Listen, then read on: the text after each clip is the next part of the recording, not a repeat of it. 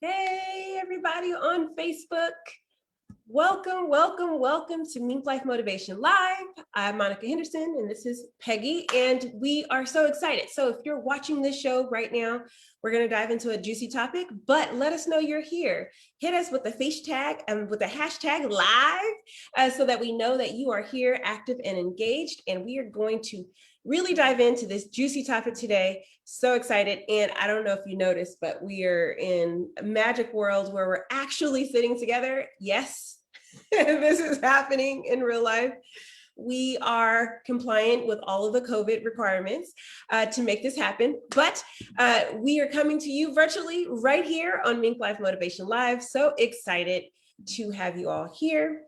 Our program at MinkLife Motivation Live and this show is really designed to help you with your personal business, brand, and network development so that you can live a life that's to get you motivated, to keep you inspired, to keep you motivated.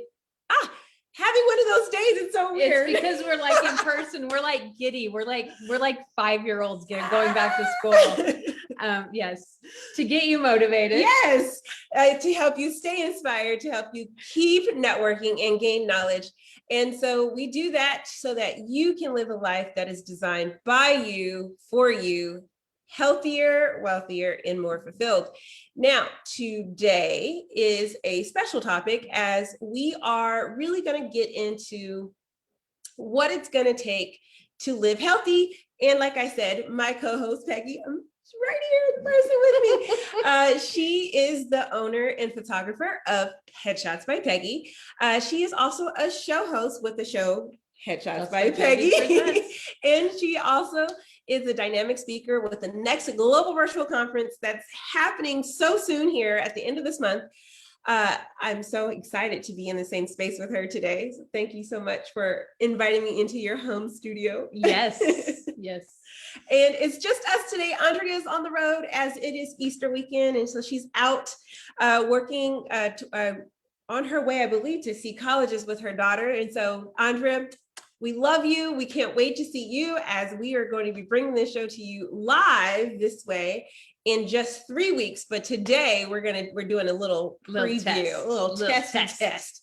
So this week's topic is embody change to live healthy. And this topic is super important to both of us right now. I think more so because this past year, it's really been all about being healthier because we have this pandemic. And the hardest part is making those changes that are actually going to let you thrive in health. And I know, Peggy, you actually had this has been, like when I told her the topic today, she was like, that's my life. This is literally my life right now. But why is it so important to embody change for health? Well, I think a lot of times as humans, we get like stuck in our ruts and we're like, this is what we do. This is how we do it. Mm-hmm. And even though we see signs that it's no longer working for us, we just stick to what we know because change seems scary or overwhelming. So instead of just going, hey, this doesn't serve me anymore and letting it go and moving on, we tend to hold on to things so far too long.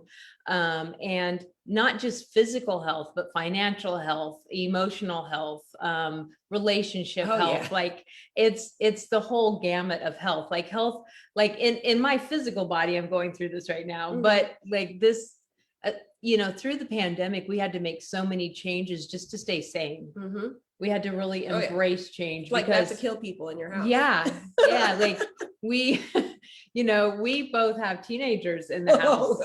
So it's like, and it's not that we're saying they're terrible people. They're we were not, it was, let me give it to you straight. We were not meant to have to spend this much time with our children. No, I mean, this is the age that they're supposed to be pulling away from us. Like it's a natural thing. They're supposed to be like mad at us because we make them check in and mad at us because we make them come in at 9 or 10 at night, not like being with them 24/7 for a year. Yeah. So it's not that they're terrible teenagers or terrible humans. They're just, this isn't natural. It's not natural. It's not natural. So we've all had to like find our ways to change. and give each other freedoms and give each other respect and give each other sanity. Yeah, when we talk about health, we always talk about, most people think health and they think, oh, well, I'm physically healthy, so I'm fine. But there, like you were saying, there is that emotional health, there is healthy relationships, healthy finances, right? And I think we all had to embody some sort of change in each of those areas of our lives of like, how can I make this healthier? But I also kind of feel like the pandemic forced our hand to do that. Like, I think there has been so much time where we actually had been ignoring every last parts of the healthy part of living, because we were just trying to make it through the day, just trying to make it through the next set of activities, trying to get kids to all their things, trying to make sure we hit our directives in our businesses. And really, this forced us to change everything. It changed our priorities. It changed our outlook. It changed what was important to us. And I think that was the gift of this. But I also think that that is still our work, right? We still have to like take whatever changes happened and see if we can roll them in to, as life is starting to open it up, where you're getting to see your friends in person for the first time in a long time, right? I mean, we've been pod families, so we have seen each other like every 3 or 4 months, but it's been a long time. It's especially because we hit a spike here, and we were like, back away. Oh, I can't come see you. But had we not had the pod time, I think that even changed how our relationship became healthier, right? It was more checking in on each other and making sure that we were good. So even your friendships, right? When we talk about in the Life Calibrator, we talk about those 6 key roles of what you're living in, and it's like, self-care, like, are you doing the self-care? And we talk about the like lifestyle, and how we definitely had to change lifestyle to support healthiness, right? Like I wash my hands often, but literally avoiding touching surfaces outside of the house was not something that I had to do in order to stay healthy. But this pandemic forced the hand, right? And should continue, because it's not over, right? It didn't just like, oh, it's been a year, I'm done, I'm out, deuces. It's going to be here. So we had to embrace and embody those changes on a regular basis in order to get through this. So the interesting part about change is that it seems to be hard for people. And so today, for our Stay Inspired segment, I did want to kind of talk about change and how there really is a cycle that we all go through. If I can find it.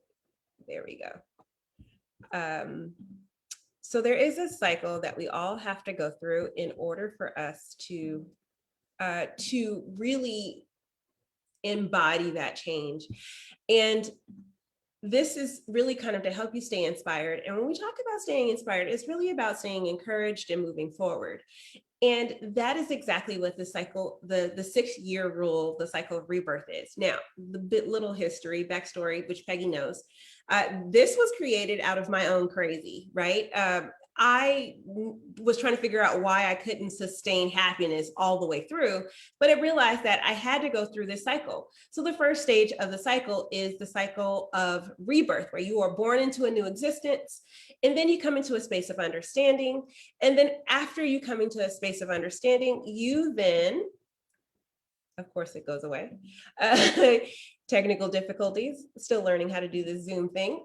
So you then come to a place where you have to sustain that, and then you shift, and then you examine and develop. Now, I'm going to talk a little bit in depth about that, as the cycle of rebirth is really important for people to really understand that each of these cycles, each of these spots have a space where you actually can develop further your foundation. So when you move into the next phase of the cycle, that you actually do it better.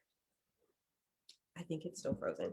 And so what that looks like is when you are in rebirth, it is a moment of celebration. Oh my gosh, we're here. Yay, I've made it. I got the new job, or I have a new baby, right? Or I have, new things that are happening in my life. I'm so excited. And typically, there's sometimes people who stay in the celebration too long, right? But then there are people who actually stay in this celebratory moment so long, and it creates an anxiety, right? And a lot of you may have heard of imposter syndrome, but this is exactly when that imposter syndrome kicks in. And the idea is, if you're staying in this celebratory space too long, then you need to kind of kick into the next space. And that is the universe kind of pushing you in that direction, which is to understand. You need to come to an understanding of, what does success look like in this phase as I'm going through this cycle of my life, right? What does success look like? And the reason why you have the imposter syndrome is because it's literally the universe saying, okay, you need to come to a place of understanding of why you're here. Because typically the questions in imposter syndrome are, what do you think? I don't really know this. I'm not really an expert.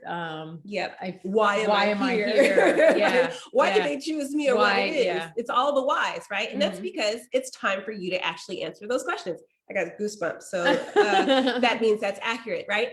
And so when you come into a space of understanding, where you really understand what success looks like in the space, you can then move into a space of building. Now, in order to build properly, you really do need to have a great foundation of understanding. And so that's why that's really important for you to focus on actually coming to a great understanding of what success looks like. Now, there are some people who get stuck in this stage, and we call it paralysis by analysis. And that's the person who is, I just need to learn some more things. I gotta go back to school. I need one more seminar, one more class. Degree, one more thing, right? And that space is actually not a healthy space to be in either, because it's time for you to take all of the information that you've gathered to build something with it. A lot of the people who go through MinkLife motivation, they feel this way, where they're like, I've been taking all this schooling, I just don't know what to do with it. And so this is exactly the next phase, which is to build. Now, if you take your time in building, right, and you really layer them in brick by brick, and this was one of the things we talked about today in our accountability call for our licensees, if you build brick by brick, slow and steady, and really just making sure that you're building for a long-term experience, then when it comes time to sustain, you will sustain substantially longer. You won't feel the aggression of things moving quickly, that when the shift hits the fan, it won't hit in a bad way, but more so you'll be able to see it happening. And so as you're sustaining, which I like to call the zone, right, where you're like, things are moving and shaking. We're there. Oh yeah, I'm here for the party. I know what I'm doing, right? That place has its own execution as well. And then you have the shift. Now, the shift is not supposed to hurt. But most of us stay way too long in the sustain, and it always hurts. You know that. We've all been guilty of that, right? Wanting to hold on to the past. Because it's like comfortable. Even when it's not good, it's still comfortable. Right. It's like, but I know this. I'm good at this. And what you'll find is you'll see a decline in performance, or a decline in satisfaction, which means it's time for you to do something different. But a lot of us avoid the shift. But the shift is actually meant to be good. So if you lean into the shift as this, if you lean into the shift and you say, okay, it's time for me to do something different. And what are the markers that are saying it's time for me to do something different? Then when you go into your next phase of examining and developing, you're coming from a place of actual information, right? You've analyzed what the shift was happening. Where was the decline? Was it the whole job, or maybe it was just this one person? Or maybe it was, I'm hitting my head on the ceiling, or maybe it was this one client, right? And so really being able to identify why the shift is happening, in developing a plan to use that shift to your advantage is really going to be useful. So that's a little bit about your 6-year rule. And it really is important for the entrepreneur's journey, because if you don't get used to change will change you, whether you like it or not. It's coming, right? And it comes often. I embrace it quarterly. I don't know about you, but it seems like every month or so it's different. And what's interesting about this cycle is it's applicable for the same day, right? You go through the same cycle every day. You go through the same cycle sometimes in the same hour. So that's a little bit about the cycle of rebirth.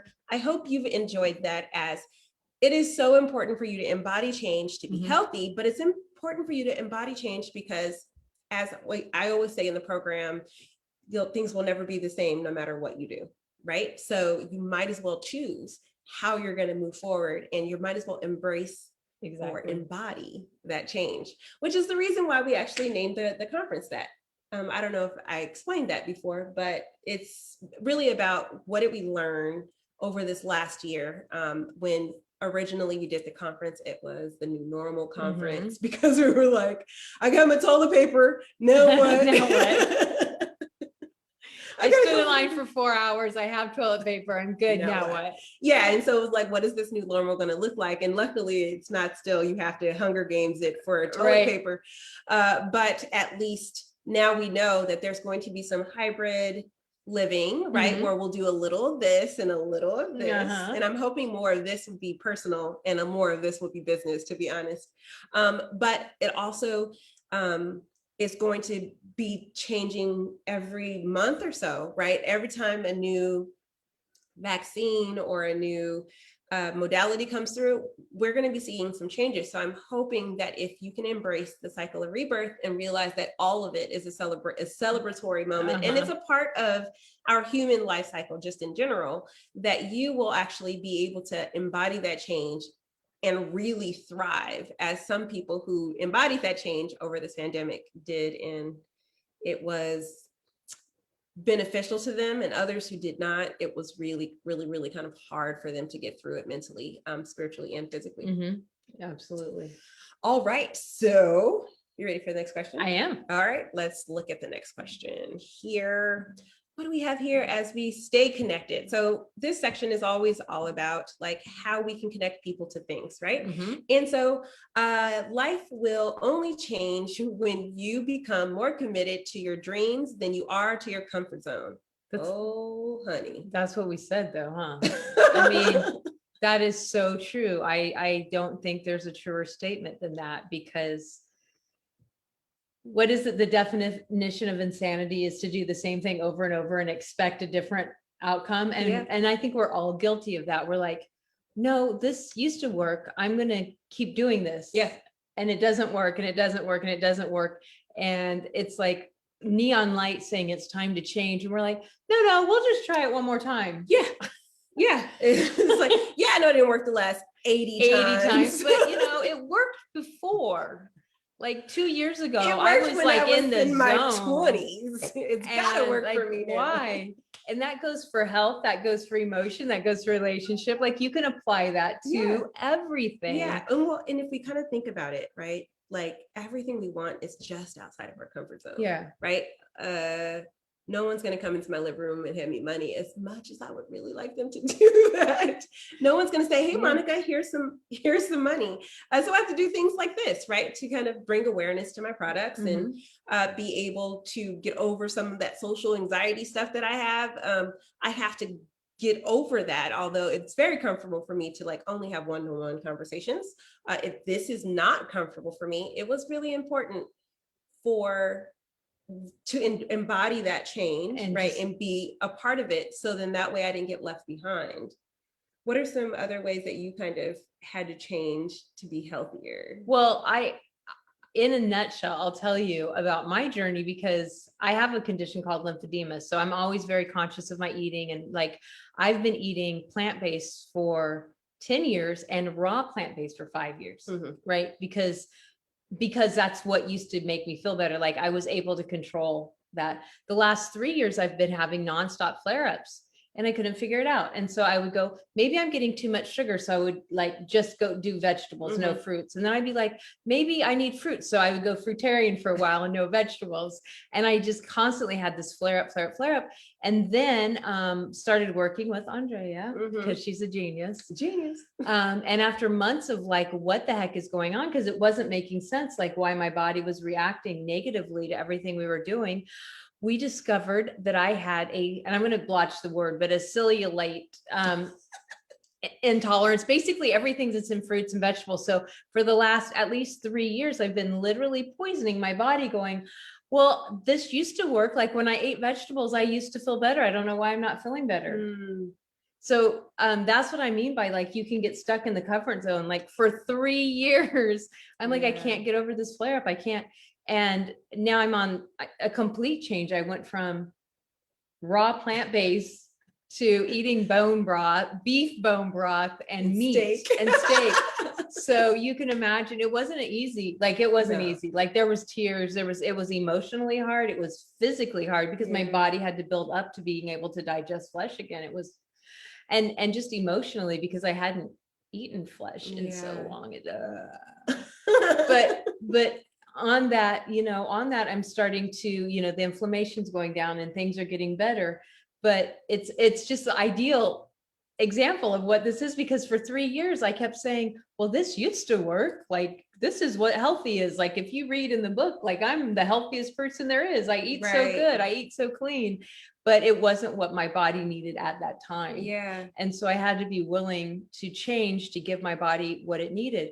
And same thing with, I have a one-on-one business. Like, people come into my studio, and there was 9 months that nobody came into my studio at all, because, and so I had to change, and I had to learn how to consult. And it's opened up an area of my business that I always did for free, that I didn't even think that it was something to offer. Like, I just did it. Like, I just always talked to people and did this. And I never thought of it as something separate from doing headshots, but it's totally a complete separate entity. Definitely two different things. And so I had to be willing to change and grow. And so I spent like a year learning how to put all of the stuff in here on paper and make it into a program to actually help people. The only way build? I would say build. And, right before the pandemic, I recorded your webinars, and I was like, this program is awesome. Like, wait, I mean, because you're my friend. So it was like, oh, cute. My friend has a little thing they're doing, that's cute. But then when I got into it, it was like mind blowing. Like, I was like my chin on the ground listening to you as I'm recording this stuff for you. And I'm like, no, this makes sense. Like, this resonates. Like, this is good stuff. It doesn't apply to me because I'm a headshot photographer, but this is good stuff. I'm going to tell people about that. And then the pandemic happened, and here I am, like, learning your program and teaching your program. It's crazy. It's crazy. I mean, it was a change for me. What people don't realize is, this time last year, I was still doing coaching one-on-one, right? I was like one person, and then the next person, and then the next person, and the next person. And as long as my bills were paid, it was fine. And it worked out fine. But what I had ideally, what I wanted for myself I wasn't changing in pace to what I wanted for myself. And I think that's something that people don't realize, right? Is in order to be healthy, you actually have to keep pace and change so that you're kind of always hitting the next mark. And, I wanted to be retired at 42, and don't get me wrong, it's not like retired, I'm gonna sit around and do nothing and like knit. Like, that's not literally what's happening here. More so that I just wanted a business that I could step out and go on vacation and it'd be running. Well, and do other things, and even work with clauses, do things that you want to do without thinking I have to make money, I have to work for money. I think that's the biggest thing that the pandemic did for me, is I really changed my mindset on, I don't need to work for money. I need to put my money to work for me. Exactly. Which is healthy, right? Because entrepreneurs, we kind of get into this. You got to work 20 hours all the time. If I'm not working hard, I feel guilty about it. I don't know if you ever feel but I feel guilty because I'm not working. And the reality is, if your business is working and your business is healthy and thriving, then you actually shouldn't be working all the time. It should be working for you. And that, I think, is a hard thing to like mindset shift. I think it is. So I quote my dad on here all the time, and I get more comments about my dad's quotes than I do anything else. But here's something that my dad taught me that was not good. And that was, my dad was at work at 6 a.m. My dad came home for lunch, he came home for dinner, and then he went back to work until 9 or 10 at night. And, well, it's my own business. I got to work. So I grew up thinking that if I took a vacation, or if I, heaven forbid, sit around and watch TV on a Saturday afternoon, I was worthless. Like you're wasting time, and you're never going to be successful that way. And so that was the one thing, as much as everybody loves Ron Stoffer quotes, here's where he did me, and it took a long time, and I still struggle with it. I still struggle with, wait, I don't have to do anything today. I'm just going to take care of me. I'm going to just rest my body. I'm going to enjoy doing something with the kids, or just enjoy nothing. The interesting part about taking that time, right? And most people say, I'm really busy. I have a lot of work to do. I have no time. And a lot of people avoid sleep. I am not one of them. Everybody knows I am a master sleeper, right? And it is a religious experience for me. No one gets in the way of me and my sleep. And but the reason why I prioritize my sleep, and the reason why these breaks are so important, is because that's actually where the creativity comes from, right? The reason why you're brilliant is because you had an opportunity to not be focused on, gotta squeeze every ounce of genius out of me, but you were able to be curious, you were able to laugh, you were able to enjoy, you were able to embrace and take in art and entertainment and fun and jovial, activities, and all of that actually allows you to come back with a new perspective. And so I actually watch quite a bit of TV, and a lot of people don't see that about me, as I do have a 12-hour schedule, right? 6 a.m. ish to 6 p.m. ish is when I'm working, right? But I also do networking events as early as 5 a.m. and sometimes as late as whenever. I do networking events in my dreams at 5 a.m. And so they're like, how is it possible that you watch so much TV? One, it's all recorded, so I can watch it whenever I want to. But two, when I'm feeling like I don't want to do work, I stop. I actually stop and don't do work. And that doesn't seem very healthy, or it doesn't seem reasonable. But what it is I'm on so often that after a while, the burnout will set in. And if we're talking about being a healthy entrepreneur, the burnout is real. You all know it. I mean, if you have felt some burnout in your business, definitely drop a note. Let us know. Hey, I've definitely been feeling some burnout, and it's because we feel like, Peggy's dad said, I'm not going to be successful if I'm not working all the time. We put our worth and our value in as productivity. We equate productivity to value and worth, and that's. But here's my little trick. So the reason why I sleep 8 hours every day is because I know my brain is the best at right when I wake up. So I actually go to bed early, especially when there's a big thing that I need to kind of get out.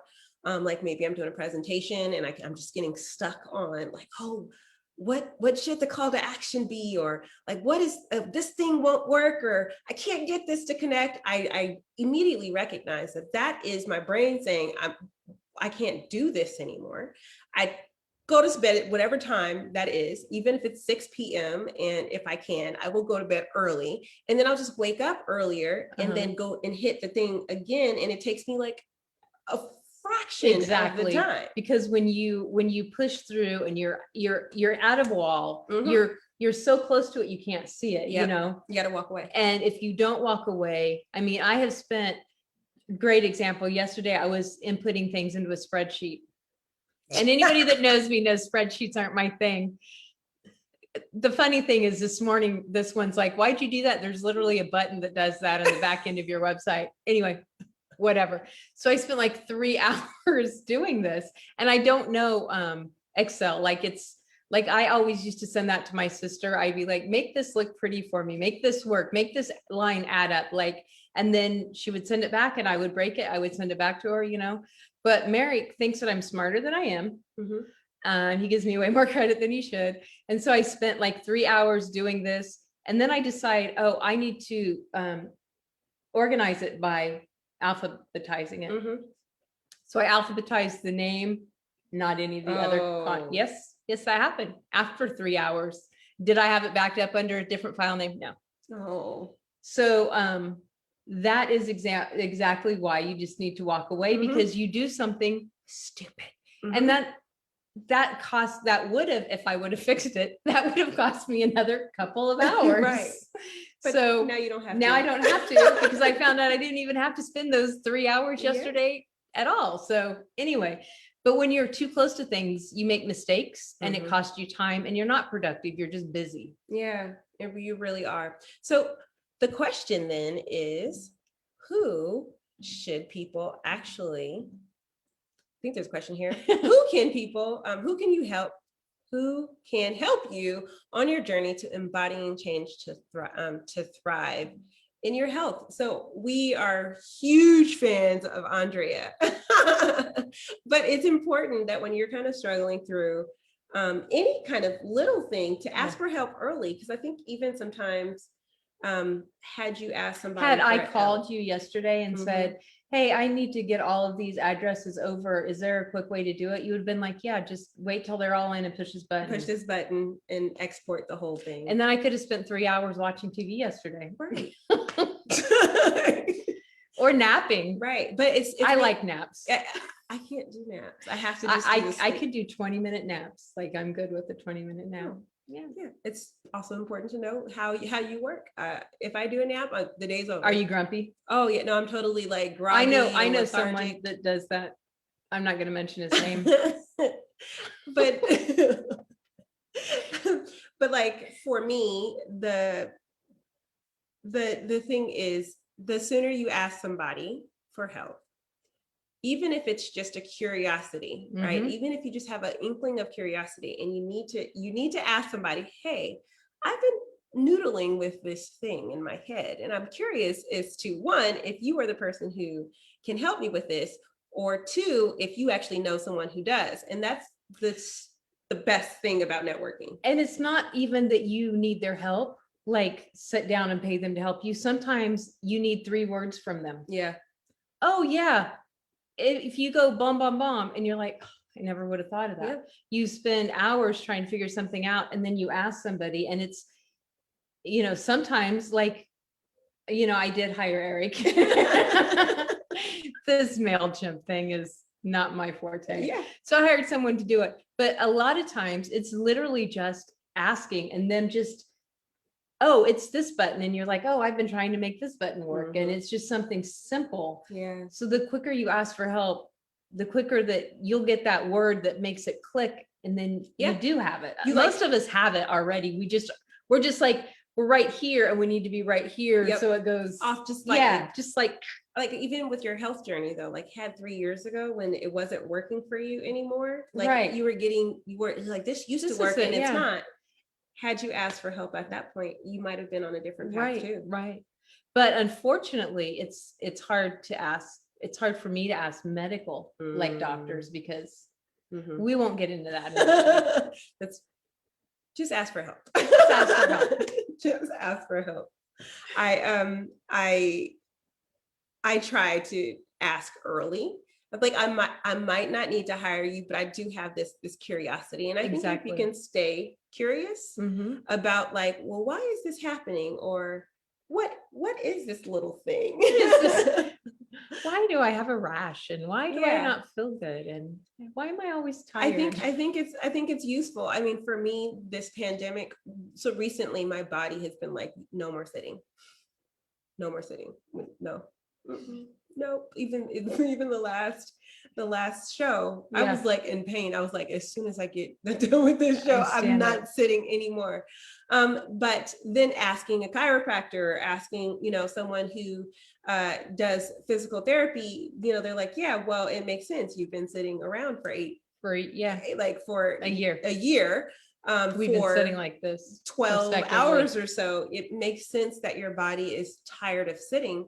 You just need to add a few more exercises in and maybe go for a walk on a daily basis, and you'll be fine. It'll all work out, right? Like, I didn't have to hire someone for that advice, but it was helpful to have the conversation. And so I think you are noodling something at all. And to be honest, when people have done something successfully, they're more than happy to share. Oh yeah. Sometimes more than you want to know. Oh, more than happy to share their advice, more than happy to share their experience. Like, well, when you did this, what happened with you? They're more than willing to do that. And so don't hesitate. And I'm a big Googler. Like if I'm struggling with something, I Google it. Yeah.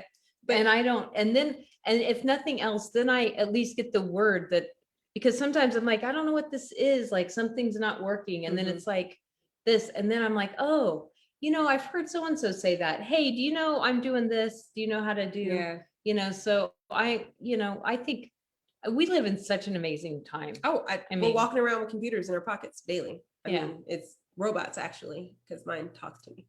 So does it do the dishes though? It does not. Until it does the dishes. But that's what I have a 13-year-old for. Sure. Yeah. So I guess the moral of the story is don't be afraid to ask for help and ask people like us, right?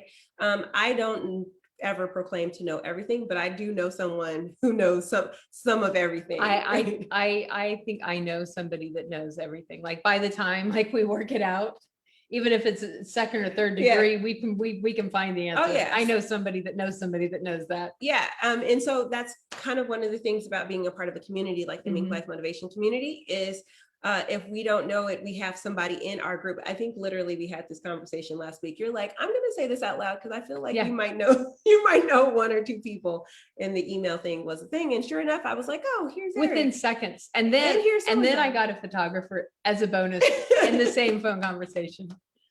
Yes. It was great. It was awesome. It was awesome. And so just being able to voice that you need help to people around you. And I think that's probably an ego thing. Sometimes you kind of get stuck. Oh, I don't want people to know that I don't have it all together. But asking for help is actually one of the most brilliant things you can do. The most brilliant things.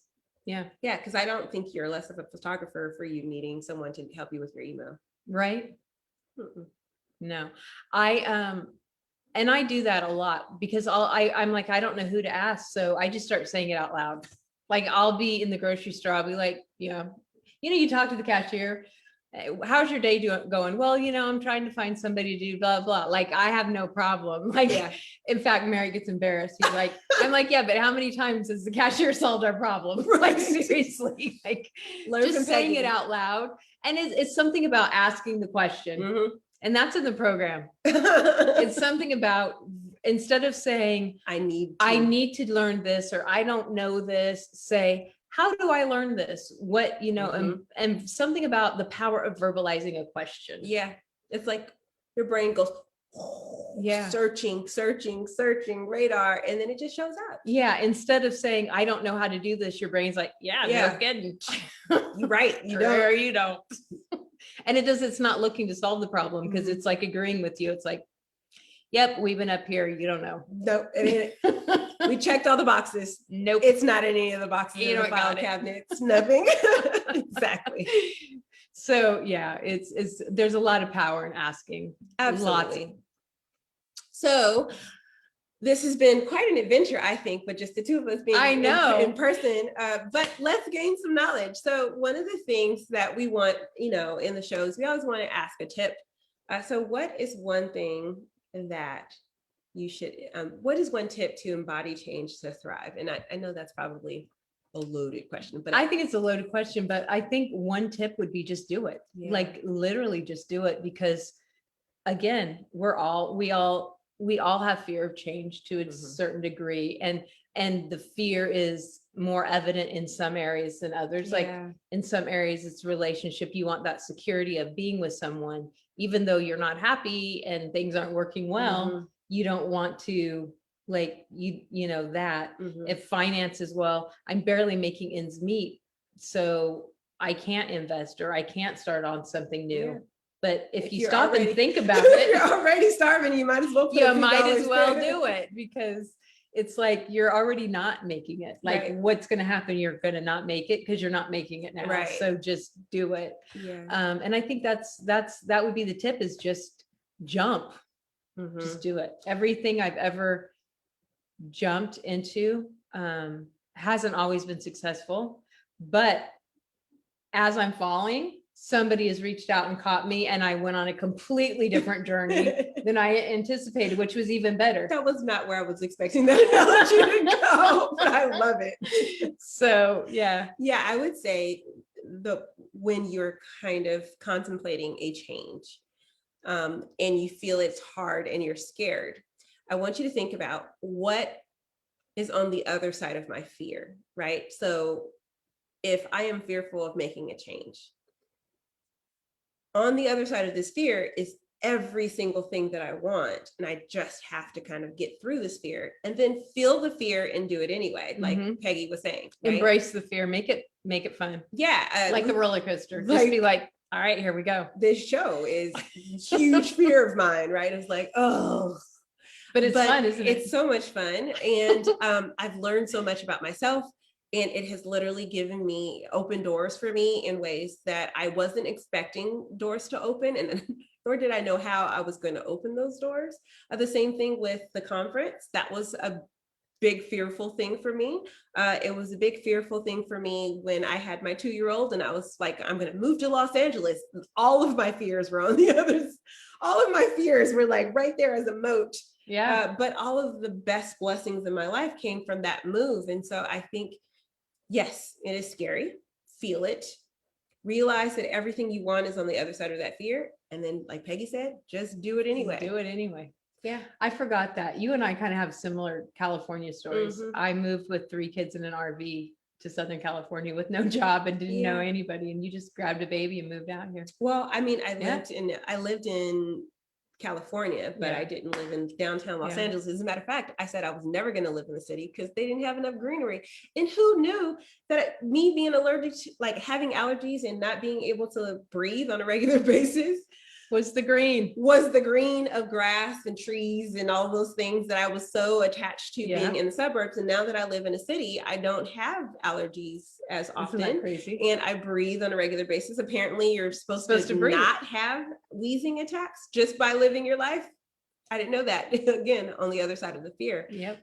That my husband, I was supposed to never, ever, ever get married. And, but my husband is one of the most amazing people, human beings on earth. You know, Merrick's pretty cool too, which is why we're pod families. we all like each other.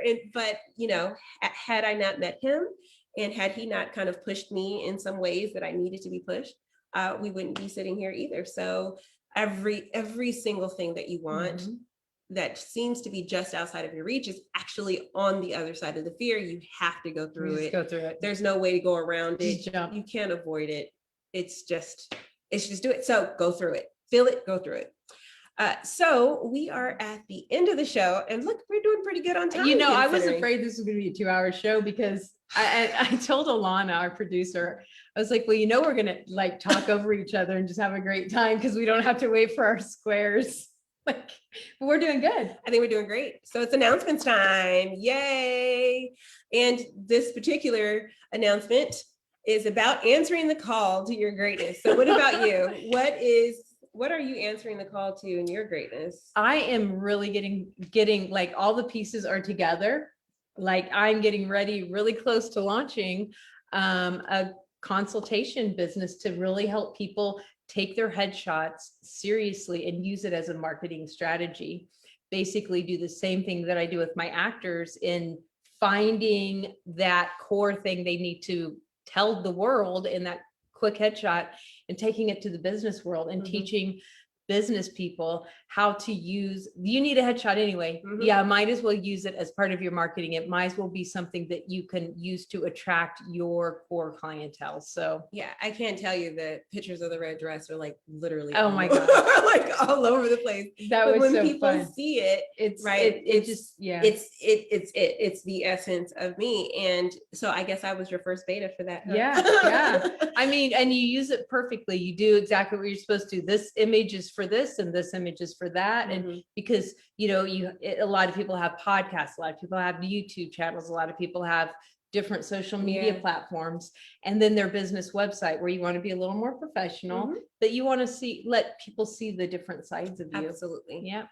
So that's exciting. That's close. And if you are interested in hearing more about Peggy, I think you have your link tree or it's called Link App, linkapp.com/Peggy, because I'm just that cool. I'm like Madonna, Ellen, share, share Peggy, Peggy, just Peggy. And of course, headshotsbypeggy.com. Absolutely. And in the MinkLife universe, so I'm giving a little chat to let you know that our universe is expanding and we are moving into a new platform online where we can actually continue to connect and grow with each other. And that announcement will be coming very soon. I believe next week is when we're actually going to start inviting the first batch of people in. So look for Mingle to be coming your way. Sounds like a dating app. It does sound like a dating app, but it's business networking. And also you get your motivation, more motivational quotes, and you get your, what else is there? Inspirational. So you'll hear a bunch of inspirational stories, which, you've been hearing on our show this entire time, but we're going to be bringing more of them to you. And also you get an opportunity to connect and network, as we have a lot of networking events that are coming to you virtually in the space. And I miss networking so much. So it's coming. And last but not least, you get 4 of our courses. But of course, that's behind a paywall. So what is important for you to understand is right now, if you want to take the 4 courses without actually having to pay to be a part of the community, you should go to MinkLife Motivation right now and try it for free. Our trainers are standing by, waiting to help you get your breakthrough so that you can live healthy, wealthy, and fulfilled. And it is conference season. Season takes over our lives. And like I said, the world needs you and we want you to answer the call. We are so excited because on April 24th and 25th will be the Los Angeles conference. And we also want you to understand that it is time to embody change to thrive. So we are going to be in Los Angeles on April 24th, 25th for 2 days, 6 sessions, 24 topics, and we're going to be covering life, business, branding, and networking. It's a whole lot of fun. Talk about networking, best networking around the world. And we're going to do it also in Sydney. The tickets are on sale now, and so definitely go to the website and check that out. And my favorite slide of all of them, it is the end, which means we can keep chatting without you. And you can go on and can comment and all those things. But thank you so much for hosting our live show. And also to Alana, who keeps us sane in the background. And remember that you have the power to activate the vision within. And don't forget, sharing is caring. So hit that button that says share and let people know that this show is awesome and they need to hear about some of the tips that are coming out. And we have so many people coming for the next season of this. So don't forget to share. I believe you can also follow now, which is a new thing on Facebook. And if you want to see if any of our old episodes, go ahead and go to YouTube and share all of those too. Share to your heart's content. It's okay. We got your back. We'll be there for you. Just go ahead and hit that share button. And with that, I want to thank you and Peggy for being with us this week as we are venturing into this hybrid world of in-person and online as well. And so with that, I want to thank you so much and have a great day. Bye. Bye.